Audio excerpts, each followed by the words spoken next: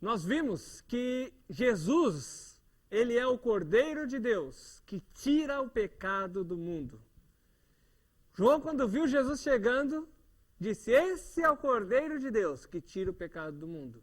Ele é o Cordeiro de Deus que vai resolver o problema do pecado, que vai poder tirar o pecado, resolver o problema da morte espiritual, da separação de Deus. Separação de Deus e morte espiritual. Ele é aquele enviado que Deus prometeu e agora Deus cumpriu a sua promessa. O Cordeiro de Deus que tira o pecado do mundo. Mas Jesus foi levado ali para ser tentado em Mateus. Vamos lá, Mateus capítulo 4, onde nós paramos no último estudo. Mateus, primeiro livro do Novo Testamento, capítulo 4. Eu vou ler novamente os versos 1 até 3.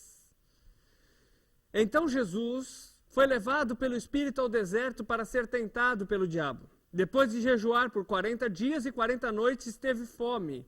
O tentador chegou-se a ele e disse: se tu és o Filho de Deus, manda que estas pedras se transformem em pães. Então, Jesus foi levado ali, estava cansado, estava com fome, e aí chega o tentador.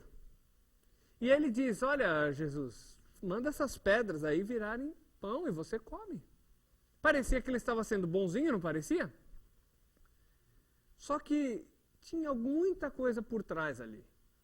Lembra que Lúcifer tentou fazer Adão e Eva comerem daquela fruta proibida, e eles comeram, e através do pecado veio o pecado, a morte espiritual, a separação de Deus aqui, morte espiritual.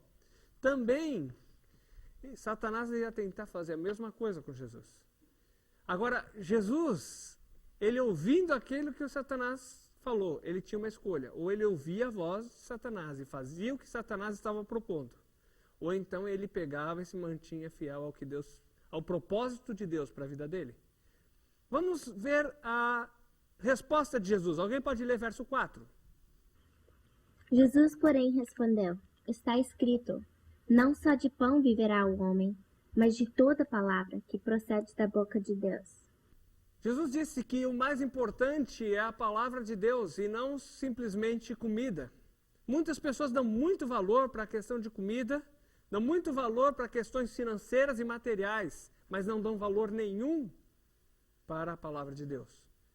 Por que será que Jesus não cedeu àquilo que Satanás estava dizendo? Se Jesus mandasse aquelas pedras se transformarem em pão, ele estaria fazendo aquilo que Satanás propôs para ele. Estaria agindo de acordo com o plano que Satanás tinha. E não, ele preferiu se manter firme e fiel ao que Deus, o propósito de Deus para a vida dele. Mas Satanás parecia ser bonzinho naquela hora, não parecia? Mas queria fazer com que Jesus atendesse a sua voz e agisse independentemente de Deus. Mas Jesus não cedeu à tentação. Satanás não ficou satisfeito e tentou-o novamente. Vamos ler agora versos 5 e 6. Então o diabo o levou à cidade santa e o colocou sobre o pináculo do templo.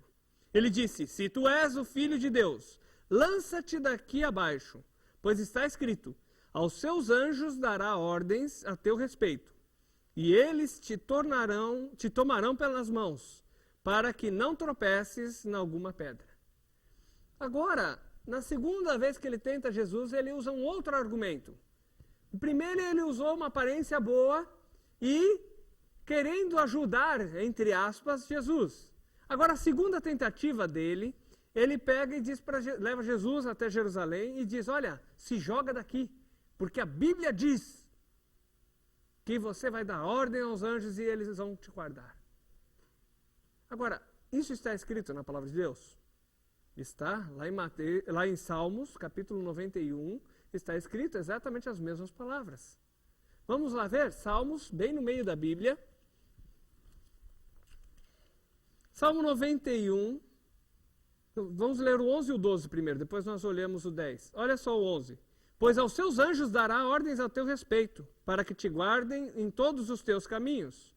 Eles te sustentarão nas suas mãos, para que não tropeces em alguma pedra. O que Satanás disse? Está na Bíblia, não está? Agora, ele só citou uma parte, ele não citou o contexto. Ele tirou uma parte de dentro do contexto e citou para Jesus. Olha, então faz o que eu estou te falando. Agora, Jesus, ele conhecia tudo. Olha só o que diz antes, olha o verso 9, por exemplo. Se fizeres do Senhor o teu refúgio e do Altíssimo a tua habitação, nenhum mal te sucederá, nem praga alguma chegará à tua tenda. Pois, aí fala dos anjos.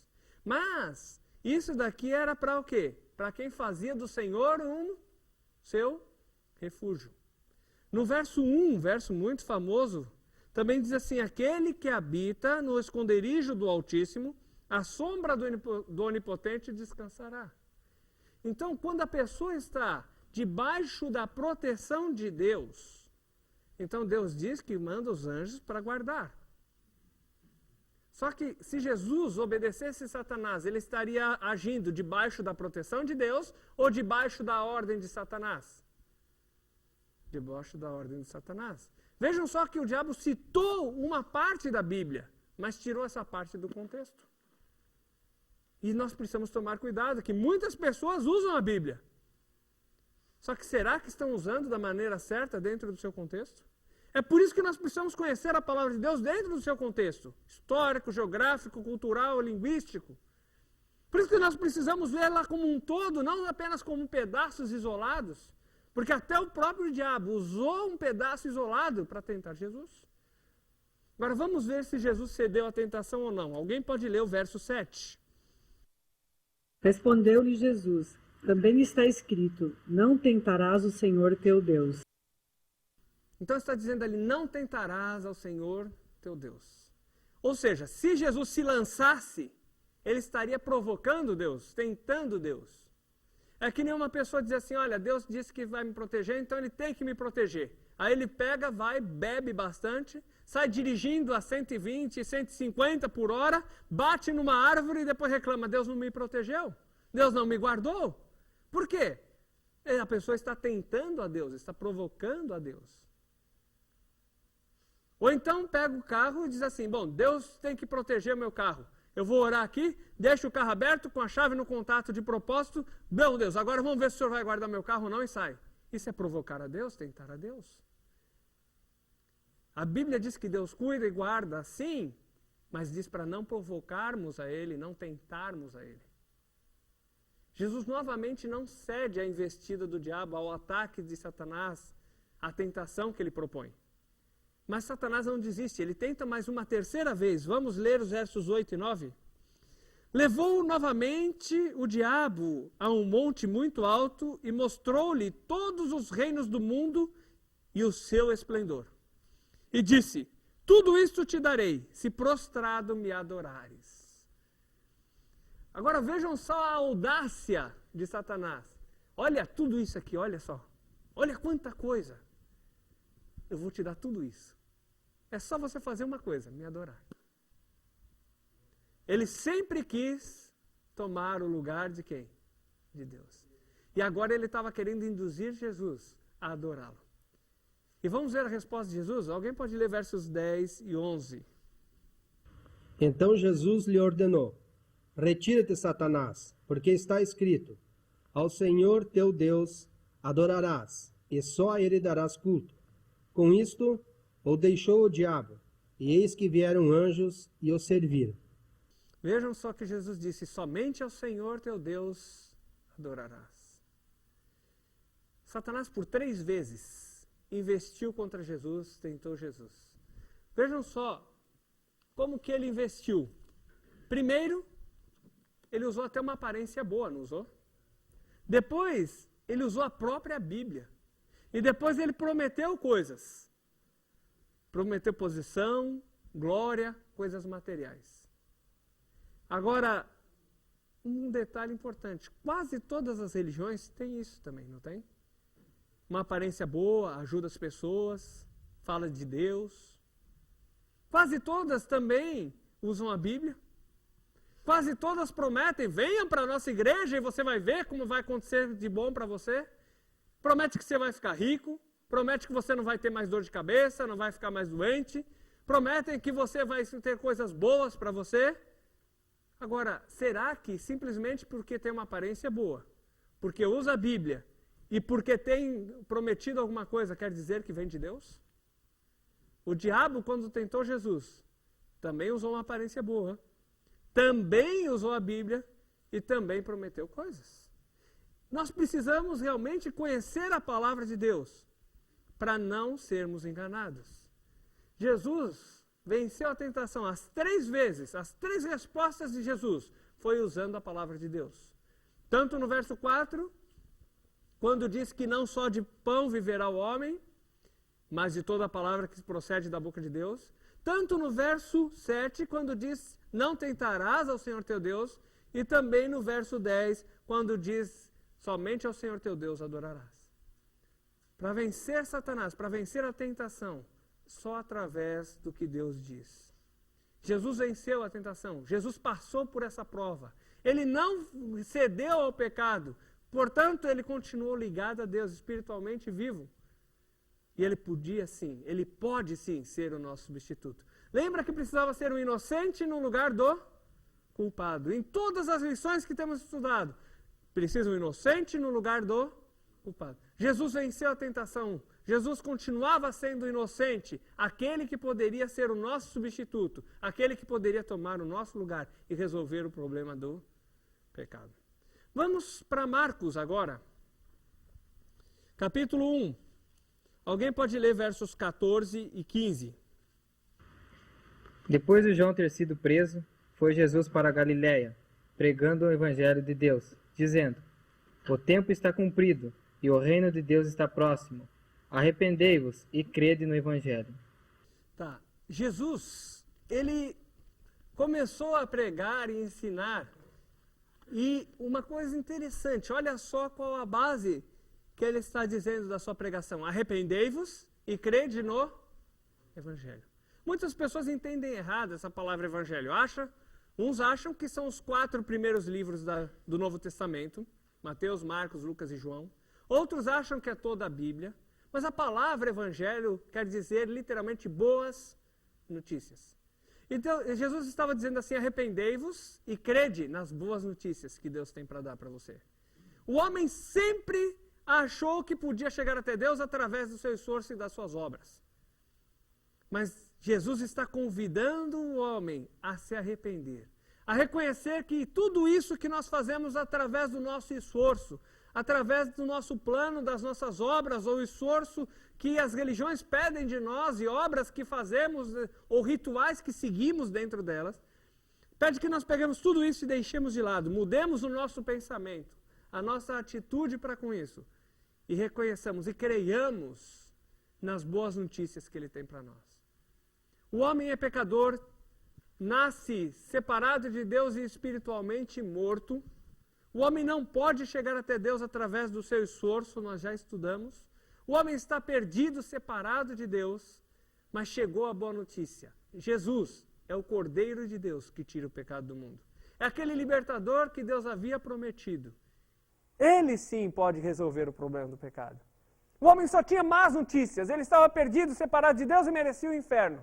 Agora chegou a boa notícia. É hora de se arrepender, é hora de mudar o seu pensamento, é hora de deixar de lado tudo que você acreditou e crer na boa notícia de que Jesus é aquele libertador que Deus prometeu mandar para nós. Continuando, eu vou ler os versos 16 até o 20 agora. Andando Jesus junto ao mar da Galileia, viu Simão e André, seu irmão, que lançavam a rede ao mar, pois eram pescadores.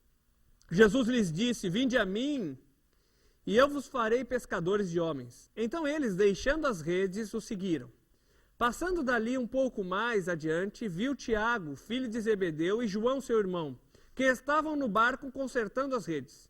E logo os chamou. Eles, deixando o seu pai Zebedeu no barco com os empregados, foram após Jesus.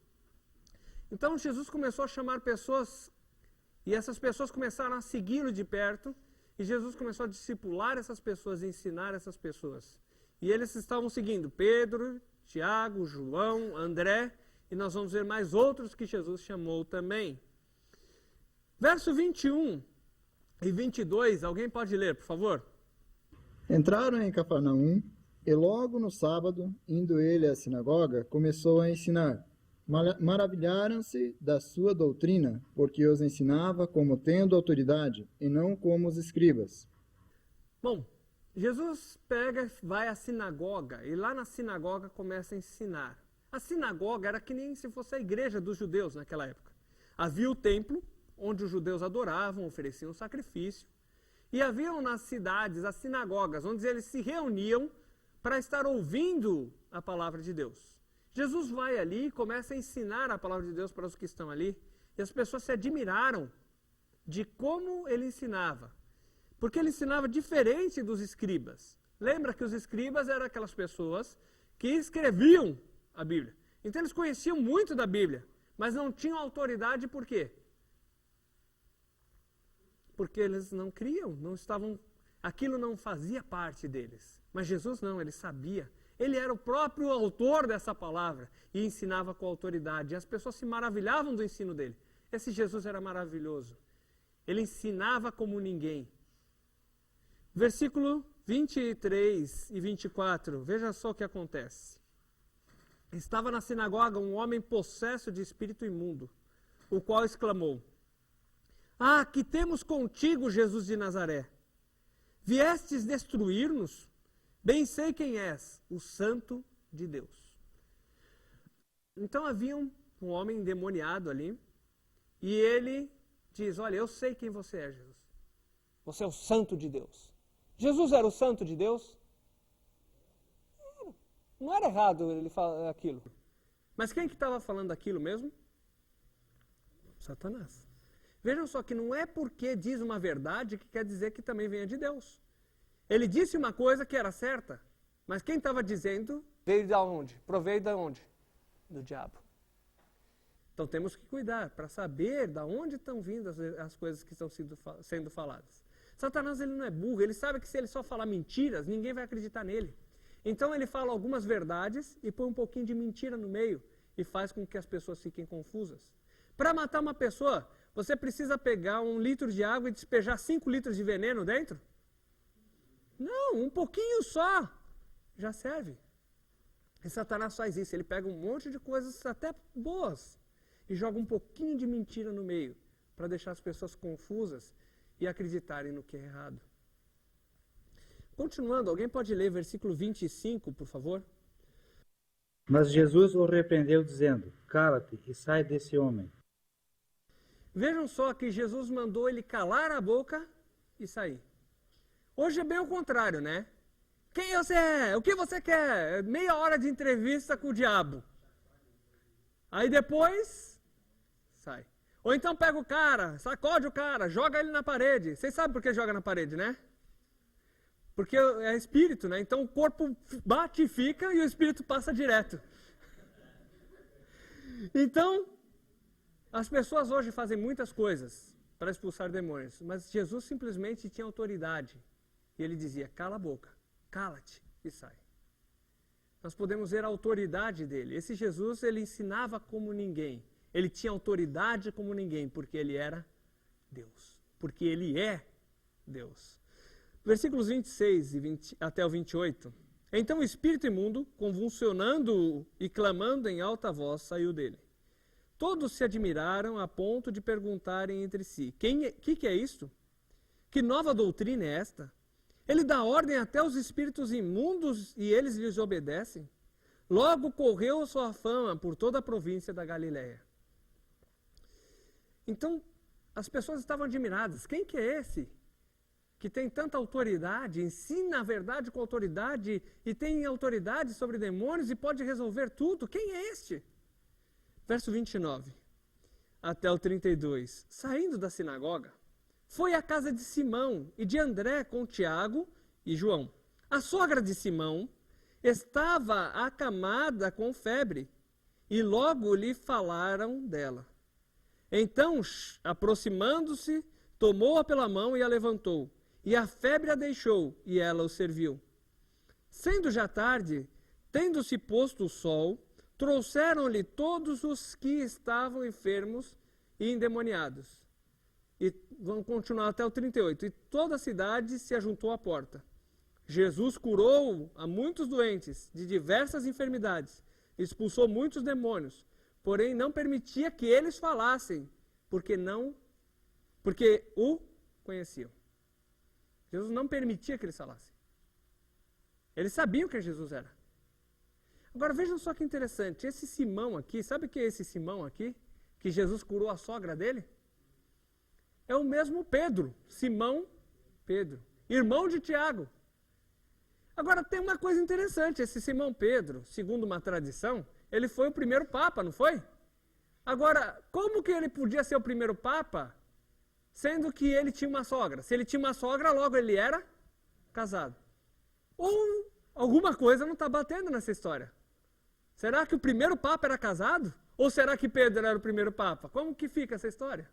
Jesus curou a sogra de Pedro.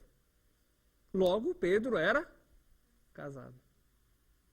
Esse Jesus, ele era maravilhoso. Ele podia curar as pessoas. Ele tinha autoridade sobre doenças. Ele tinha autoridade sobre os demônios. As pessoas estavam perplexas, admiradas de ver quem é este que tem tanta autoridade, poder e respeito. Jesus é Deus, ele pode fazer qualquer coisa.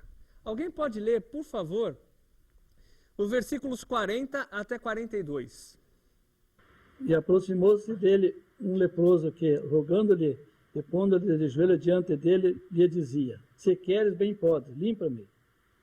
E Jesus, movido de grande compaixão, estendeu a mão e tocou, e disse-lhe: Quero ser limpo. E, tendo ele dito isto, logo a lepra desapareceu e ficou limpo. Chegou um homem leproso para falar com Jesus. A lepra era uma doença incurável naquela época. E a lepra, ela contagia muito fácil. Uma pessoa encostando, tocando no leproso, ele vai se contaminar também. E ninguém chegava perto de um leproso. Além de ser uma doença incurável, era uma doença também que deixava a pessoa muito humilhada e afastada da sociedade. Ela era jogada para fora da cidade, ia para uma vila de leprosos, ou se na região não tinha, ficava isolada num lugar para não contaminar os demais. Se alguém estava chegando perto, ele tinha a obrigação de pôr a mão assim e gritar: Olha, sou leproso, não chega perto. Era muito humilhante ser leproso, era muito cruel ser leproso. E a lepra ia comendo a pessoa, por exemplo, você começava na mão, ia pegando a mão, ia comendo, e a pessoa ia perdendo tudo. Então ele embrulhava assim os panos, e aí quando ele tirava, saía aquelas carne podre em pedaços e jogava fora, e ia comendo a pessoa. Então o sofrimento era grande, era uma doença contagiosa, e era humilhante para aquela pessoa. E aquele homem chega e diz assim: Olha, Senhor, se o Senhor quer, o Senhor pode me limpar. Mas ninguém podia curar a lepra. Mas aquele homem acreditou que Jesus podia. E olha só a resposta de Jesus: Olha, você me desculpa, não chega perto. Foi isso? Não, olha só, Jesus disse: Quero ser limpo. E o que Jesus fez ainda? Foi lá e, tocou nele. Ninguém poderia fazer isso. E ele ficou o quê? Curado. Jesus não só curava qualquer tipo de doença, qualquer doençazinha, como uma febre ou um problema de dor de cabeça. Ele curou até a doença mais terrível que tinha naquela época, que era a lepra. Ele pôde tocar e não ser contaminado. Por quê? Porque ele é Deus. Ele podia fazer qualquer coisa. E a lepra tem uma associação muito ligada com o pecado. Porque o pecado, quando entra na pessoa, ele não tem cura. E ele começa a decompor e a prejudicar e a estragar a vida da pessoa. Agora, Jesus, ele é o único que pode resolver o problema da lepra. E também é o único que pode resolver o problema do pecado. Mas ninguém pode fazer isso. Esse Jesus era maravilhoso. Vamos para João, capítulo 3. Evangelho de João, o quarto livro do Novo Testamento. Capítulo 3. Jesus havia começado o seu ministério, estava ensinando as pessoas, tinha autoridade no ensino. Jesus também estava curando pessoas, expulsava demônios. Jesus estava fazendo muitas coisas e as pessoas estavam admiradas. E a fama dele foi correndo. E um dia chegou um homem muito religioso e foi conversar com Jesus. Versos 1 e 2 de João capítulo 3, diz assim: havia entre os fariseus um homem chamado Nicodemos, um dos principais dos judeus. Ele foi ter de noite com Jesus e disse: Rabi, sabemos que és mestre, vindo de Deus, pois ninguém poderia fazer estes sinais miraculosos que tu fazes, se Deus não fosse com ele. Então Nicodemos já chega e diz assim: olha, eu sei que você vem de Deus, porque ninguém pode fazer o que você está fazendo se não for de Deus. Você é um mestre, Rabi quer dizer mestre. Você é um professor, está ensinando a palavra de Deus, ensina com autoridade, faz milagres, Deus tem que ser com você. Então ele estava até elogiando Jesus, não estava? Ele era um fariseu, e como fariseu ele achava que o quê? Lembra que João Batista falou para os fariseus? Quando eles foram batizar, olha, vocês precisam se arrepender. E disse assim, olha, dessas pedras Deus pode suscitar filhos a Abraão. Porque o fariseu confiava que o fato dele ser descendente de Abraão fazia com que ele fosse melhor que os outros e que ele seria salvo, não era isso? Agora chega esse Nicodemos, um fariseu, homem religioso, e disse que era um dos principais religiosos, mas que acreditava nisso, e que acreditava que seguia a lei. O fariseu ele costumava ter essas fitas aqui ó, amarradas nos braços, para mostrar, olha, eu guardo a lei. Naquelas fitas escrevia a lei e dizia, eu sou melhor que os outros. Eu sou fariseu, eu guardo a lei. E aí olha a resposta que Jesus dá para ele. Ele chegou elogiando Jesus. E olha a resposta de Jesus, verso 3. Alguém pode ler, por favor. A isto respondeu Jesus: em verdade te digo, que se alguém não nascer de novo, não pode ver o reino de Deus. Jesus disse, se você não nascer de novo, não pode ver o reino de Deus. Agora, o que será que Jesus estava querendo dizer com nascer de novo? Vejam, Nicodemos acreditava que o fato dele ser judeu, ele ia ser salvo. Agora Jesus está dizendo, não basta nascer judeu, você tem que nascer de novo, senão você não vai ver o reino de Deus. Olha o verso 4, como que Nicodemos estava pensando. Perguntou-lhe Nicodemos, como pode um homem nascer sendo velho? Poderá voltar ao ventre da sua mãe e nascer de novo? Ou seja, ele estava pensando que ele podia, como que ele podia voltar para a barriga da mãe dele e nascer de novo? Porque ele confiava no nascimento físico dele, achando que por ser judeu, ele seria salvo. E Jesus falou sobre nascer de novo, ele pensou em nascer de novo fisicamente. Agora Jesus vai explicar melhor para ele. Alguém pode ler o verso 5? Jesus respondeu, na verdade te digo, que aquele que não nascer da água e do Espírito não pode entrar no reino de Deus. Jesus disse que aquele que não nascer da água e do Espírito não pode entrar no reino de Deus. Tem que nascer da água e do Espírito. Agora, o que é nascer da água? Muitas pessoas acham que nascer da água é ser batizado. Tem que ser batizado para poder entrar no reino de Deus. Agora, será que Jesus está falando de batismo aqui? Será que é batismo que salva? Não, não é batismo que salva. Nós vimos que Jesus foi batizado e ele precisava ser batizado para não morrer pagão? Não. Então não está falando de batismo. Esse nascer da água tem um outro significado aqui. Lembra que o Nicodemos acreditava no nascimento físico.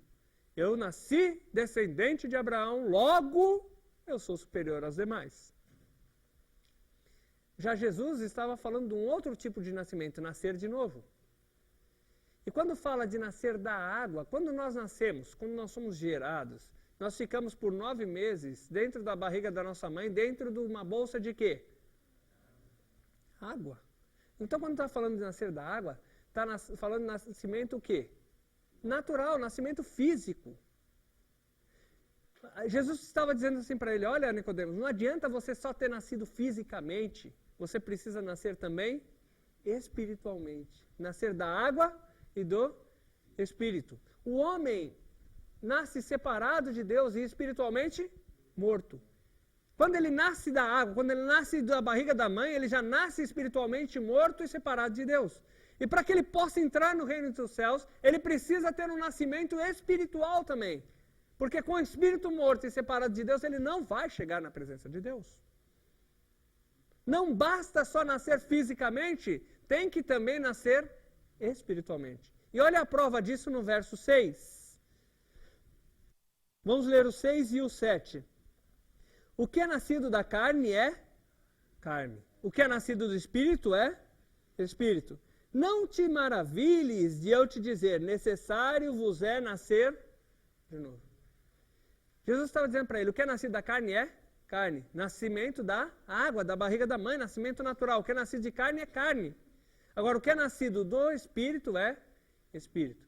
Não bastava para Nicodemos ser judeu, nascido de uma bolsa de água de uma mãe e de um pai judeus, porque assim ele ainda tinha nascido separado de Deus e espiritualmente morto. Ele precisava também receber vida espiritual. Nesse espírito que está morto, precisava que esse espírito recebesse vida. Precisava do nascimento espiritual. Isso é nascer do Espírito. Esse é o nascimento que Deus quer. Quando fala ali da água, não está falando de batismo, mas sim de nascimento físico. E o que Deus quer produzir em nós é um nascimento espiritual. Todos nós aqui já nascemos da carne. Todos nós já nascemos da barriga da nossa mãe. Mas todos nós, para chegarmos até Deus, precisamos de um nascimento espiritual. Agora fica aquela pergunta, tá bom, nós precisamos de um nascimento espiritual, mas como que nós vamos ter esse nascimento espiritual? Nós precisamos ter vida espiritual, mas como vamos ter essa vida espiritual? E Jesus continua a conversa com Nicodemos. Vamos ver o que Jesus diz para ele, como isso aconteceria. Verso 14. Como Moisés levantou a serpente no deserto, assim importa que o Filho do Homem seja levantado. Vejam só, Jesus chama Nicodemos como um homem religioso. Ele sabia o Velho Testamento e conhecia aquela história que fala do levantar da serpente no deserto. Lembram? O povo de Israel reclamou de Deus, foi picado pelas cobras. E aí, Deus mandou fazer uma serpente de bronze, colocar numa estaca de pau, no madeiro. E todo aquele que olhava para a serpente era curado. Agora, não era para adorar a serpente. Porque tudo que era pendurado no madeiro era o que mesmo, gente? Maldito de Deus, amaldiçoado. Então ele era maldito de Deus. E aí eles olhavam para aquele madeiro e lembravam e pensavam assim, olha, Deus amaldiçoou a serpente. Agora está dizendo, olha só, que assim como Moisés levantou a serpente no deserto, importa que o Filho do Homem, que é uma referência a Jesus Cristo, seja levantado. Ou seja, da mesma forma como aquela serpente foi pendurada no madeiro e recebeu o castigo, a maldição de Deus, também importava que Jesus um dia ia ser levantado no madeiro e ia receber o quê? A maldição. Por que isso era importante? Olha o verso 15.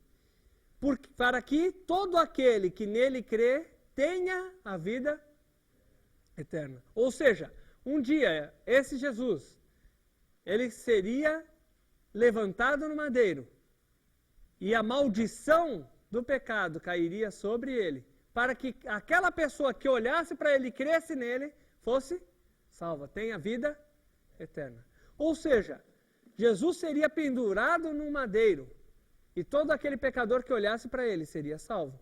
Como essas pessoas aqui, ó, quando olhavam para aquela serpente, eles viam que Deus amaldiçoou a serpente. E ficavam curados. O veneno do pecado entrou nas nossas vidas. Todo ser humano está contaminado com o veneno do pecado. Mas Jesus vai ser pendurado no madeiro. E quem olhar para ele e crer que ele levou a maldição, então vai ser curado. Ele é o antídoto de Deus, o remédio que Deus providenciou. Alguém pode ler o verso 16? Porque Deus amou o mundo de tal maneira que deu o seu Filho unigênito para que todo que nele crê não pereça, mas tenha vida eterna. Veja só que Deus amou o mundo de tal maneira. E veja que essa expressão de tal maneira é para mostrar que o amor dele é tão grande que não tem como você dar dimensões a esse amor, de tão grande que ele é. De tal maneira que chegou ao ponto de mandar o Filho dele aqui no mundo E quem crê no Filho dele é para que não morra, não pereça, mas tenha o quê? Vida eterna. Veja como é interessante o amor de Deus. Ele manda seu Filho vir aqui no mundo. E quem crê no Filho dele, quem crê no que Cristo fez. E o assunto era o quê? Que ele um dia seria levantado num madeiro. Quem cresce nele não pereceria, mas teria o quê? Vida eterna. Agora alguém pode ler o verso 17? Porque Deus enviou o seu Filho ao mundo, não para que julgasse o mundo, mas para que o mundo fosse salvo por ele. Muitas pessoas usam esse verso e dizem assim, tá vendo? Deus é bom, Deus é amor. Ele não vai deixar ninguém ir para o inferno. Olha só aí, ó, Jesus não veio para condenar, ele veio para salvar. Agora, vamos continuar lendo para ver o que Deus diz aqui no verso 18. Olha só. Quem nele crê não é condenado. Mas, olha só, mas quem não crê já está condenado. Porque não crê no nome do unigênito Filho de Deus. As pessoas que não creem já estão condenadas, Deus está dizendo. Nós temos a escolha entre crer ou não crer, entre vida ou morte. Adão e Eva tiveram a escolha entre vida ou morte. E nós também temos essa escolha. Ou nós cremos e temos vida espiritual. E aí podemos entrar no reino de Deus. Ou nós não cremos e continuamos separados de Deus, espiritualmente mortos, e continuamos condenados diante de Deus. Deus quer salvar a todos? Quer. Mas Ele deixa bem claro que é só através de crer no que Cristo iria fazer para resolver o problema do pecado. Não adianta a pessoa tentar de outra forma, de outra maneira, porque vai continuar condenada. Versos 19 e 20. Vejam só. A condenação é esta: a luz veio ao mundo, e os homens amaram mais as trevas do que a luz, porque as suas obras eram más. Todo aquele que pratica o mal aborrece a luz, e não vem para a luz para que as suas obras não sejam reprovadas. Ou seja, muitas pessoas não querem crer, não querem nem ouvir, e não querem crer. Por quê? Sabem que estão errados, e não querem que a luz mostre que eles estão errados. Às vezes a pessoa pode ser até boazinha, pode fazer boas obras, ajudar os outros, nunca ter matado, nunca ter roubado, ajudar os pobres. Mas ainda assim, diante de Deus, as obras dele são más. E diante da luz que é Cristo, não adianta nada. Mas as pessoas fogem, porque não querem se arrepender e dizer, olha, aquilo que eu acreditei a minha vida inteira não serviu para nada. As obras que eu pratiquei durante toda a minha vida não serviu para nada. Alguém pode ler o verso 36? Por isso, quem crê no Filho tem a vida eterna. O que todavia se mantém rebelde contra o Filho não verá a vida, mas sobre ele permanece a ira de Deus. Aquele que crê no Filho tem vida eterna. Agora, aquele que não crê, a ira de Deus continua sobre a pessoa. E vejam só, que aquele que não crê, a ira de Deus cai sobre a pessoa. Agora, aquele que crê tem vida eterna. No capítulo 4, nós vamos ler mais esse verso agora, esses dois versos. Jesus está caminhando e ele sai da Judéia e está indo para Galiléia. Lembra que nós vimos no mapa que a Galiléia era o estado ao norte e a Judéia era o estado ao sul.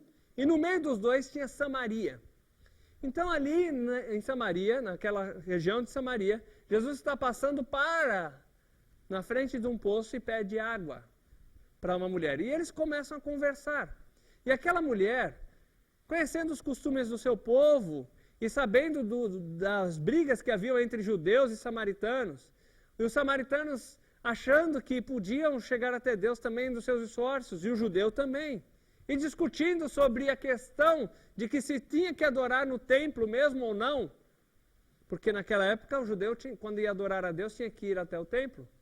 Jesus chega e diz assim, capítulo 4 de João, versos 23 e 24.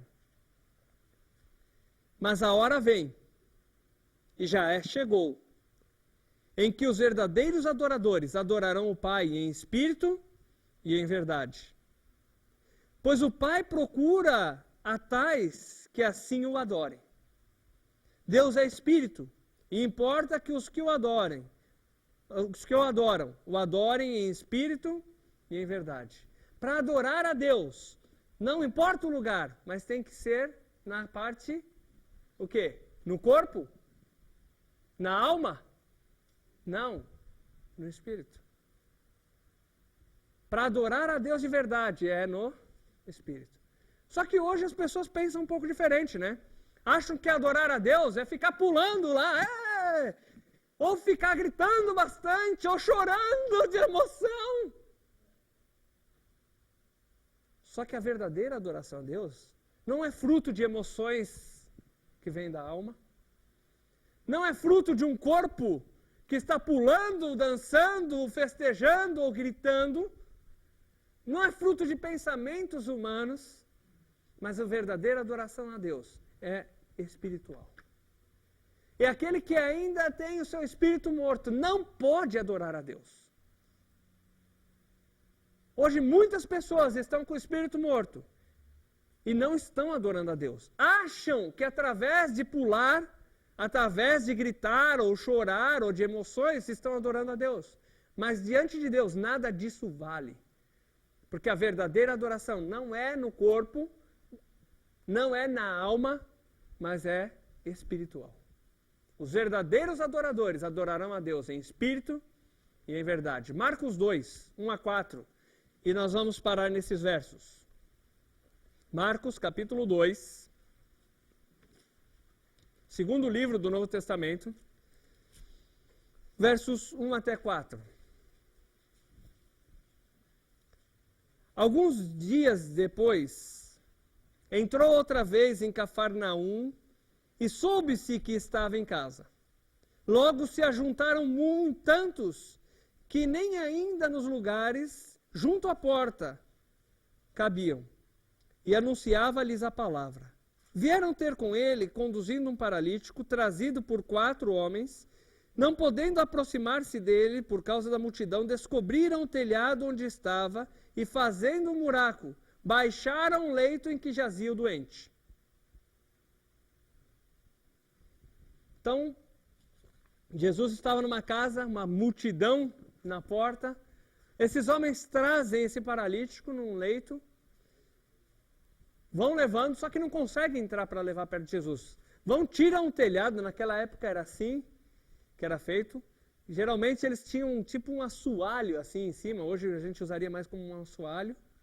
E aí eles tiraram essa parte e desceram o paralítico apoiado em cordas. O que esses 4 homens que trouxeram o paralítico esperavam que Jesus fizesse? O curasse. O que o paralítico esperava que Jesus fizesse?